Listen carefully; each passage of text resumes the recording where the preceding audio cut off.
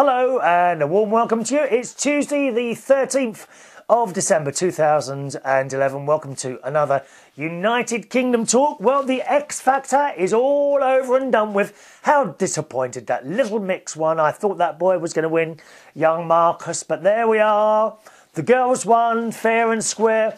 I got to be honest, this year I have stopped watching the whole show, X Factor, in its entirety. What I've been doing is recording it and literally flicking through quickly on the fast forward. And I completely stopped watching about 4 weeks ago now. I just haven't really watched the X Factor. It lost something this year. I don't know what it was. Some people see it was Simon. I don't think it was Simon. The fact that he wasn't there or not is neither here nor there to me. I don't know what it is, but something was missing this year from the X Factor. And Sunday night's final results show and Saturday's, my God, how many advertisements were there between those songs? It was like a song. 5 minutes of adverts, a song. Probably wasn't 5 minutes, but that's how it seemed to me. It was a hell of a lot of adverts within that 2-hour show Sunday anyway. And quite frankly, it's very off-putting. You know, you end up not wanting to. I know that ITV has to have adverts because that's how the whole finance of the station runs. But it seems to be a lot more adverts than what it used to be in between those bits and pieces. What do you think? Did you see X Factor? What did you think of the final and the results show? Do let me know. My email address is chris@unitedkingdomtalk.co.uk. Michael actually wrote in, who said, Marcus is a friend of mine, he will win. Well, I'm afraid he didn't, and you're probably just as disappointed as me, to be honest. He didn't win, but that doesn't matter because I'm sure he is going to be. He is like, do you know, he reminds me of a very young Bruce Forsyth or someone like that. He has it. He's got it. He's got it. And hopefully he will make it onto stage and do some very big things. He'll be all right as long as he doesn't hit the drugs on the drink like some of them do. And he's got to try and keep his private life out of it. You know, some of them, who was that other boy who got into trouble? Frank Cuckoza, or whatever his name. He got into some bad trouble, didn't he? And he was in the papers all the time. I think the secret to being a big star, not a celebrity, okay? The secret to being a big star is trying to keep your private life out of it. You know, you never hear anything about Barry Manilow, do you? Or Shirley Bassey, or people like that. You don't hear their private lives. They just come on, they perform in the wonderful way that they do and entertain everyone, and then they go home.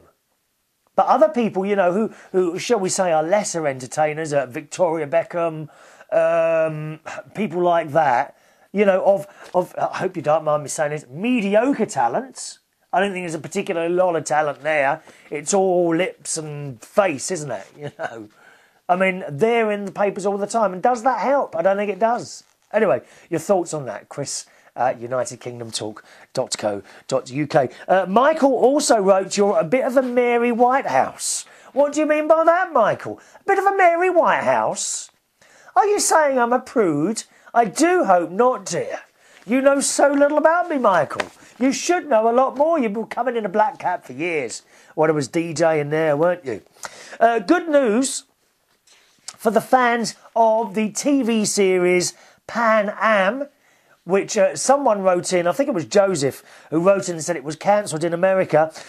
Carl has rushed to our rescue, boys and girls, and says, just to reassure you, Pan Am has not yet officially been cancelled. I'm enjoying the programme too. He says, also, the average 1-hour US network TV show is, in fact, 41 minutes long, not an hour. Ads and promos make up the rest of the hour. Half-hour shows are actually 23 minutes long. Is that all they are? You see, I could do a show on American network television, couldn't I, Carl? Don't you think? I could keep it up for 23 minutes. Talking, I mean. No, stop it. Don't start making up your own jokes, please. And I looked up a little article that Carl says... this is from Kristin Dos Santos. I don't know who he is. something to do with Pan Am, ABC.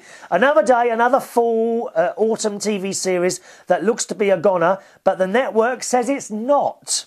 So what's the real story? It says, after one of Pan Am stars tweeted that she got the call that the show is only coming back for one more episode after Christmas, ABC reps and sources are telling us a different story. Okay, so there we are. No, this is not correct. An ABC rep said of the rumour that Pan Am has been cancelled. Nothing has changed. We are not cancelling Pan Am. We are still in production and will continue to be in production, finishing the original 13 episodes plus one more additional one. So there we are. That is good news. Although it says insiders close to the series tell me that ABC, that's a station in America, higher-ups still have hopes for Pan Am. However, they simply have too many good shows that are working right now, so Pan Am will get a shortened freshman season. But the insiders say it could very likely come back next autumn or even late summer. So there we are. I mean, so that's good news for us. I have really enjoyed it. It's actually stopped here at the moment. I think they showed, we've only seen 6 or 8 episodes and then it stopped for Christmas, and they said it would be back in January, so very much looking forward to that. Hello to young Millie, motorised Millie, who writes, I'm just back from the cottage where I visited mum and dad, and I won't lie, it was difficult. Millie's dad is not well. Next up for Dad is the tests to see if the chemo has worked and whether or not he wants to continue with treatment.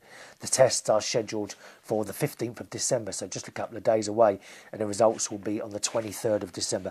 That's always an awful time, isn't it, really? You know, sometimes to have results, you know, around that Christmas period, isn't it?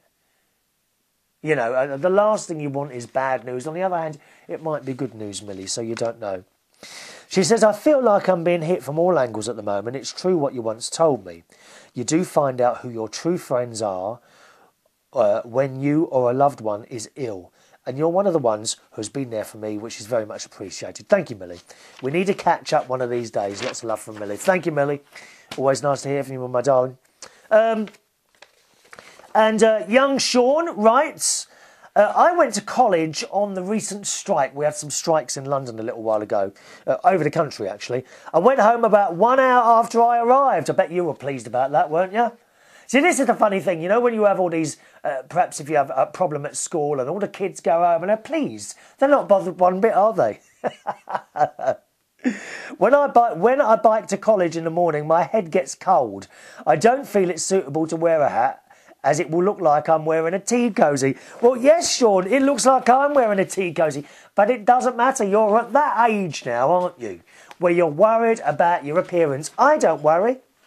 Believe me, it doesn't worry me one bit. My best friend Ron is in the mirror all the time. Oh, do I look all right? Oh, am I looking all right? What do you think of this? And I'm like, yes, you're all right. And he's like, you haven't even looked.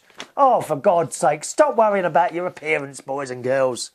Sean also writes, on the subject of your cakes, French fancies, I think I'm being ripped off. Here in Suffolk, we have boxes of 6. However, in Bracknell, we have 8 in a box. There's definitely 8 cakes in those boxes. Are you losing your counting skills, I wonder? I wonder if you are, Sean. And wear a hat. You don't want to get a cold head. One more email from Carl, who says, not sure what's worse, the noises or your singing. Oh, come on, we all like a little bit of a noise or a little bit of a sing-song, don't we? Boys, girls, look what I've got here. An email from Fag Ash Lil, who sent this in. Thank you much, Lil. That'll be on the next show. Time for me to go now, boys and girls. My email address, and don't forget, if you've got any stories about Christmas, your Christmases in the past, what were they like? Do you remember as a child, what was your favourite Christmas present over the years, perhaps? Do you remember the day? What was the day like? What did you watch on the telly? Tell me in an email, baby, all right? chris@unitedkingdomtalk.co.uk. Now, there may not be a show tomorrow. I'm a little bit busy because I've got to go down to Basildon, which is quite a long way, to see about Saturdays. I'm working in a new place, just a one-off on Saturday night, so I have to go and check that out, and I'm going to have to do that tomorrow. So there might not be a show tomorrow. Not sure yet. If I can fit one in, I'll do it. Okay? Thanks so much for watching and listening. See you on the next one. Bye-bye.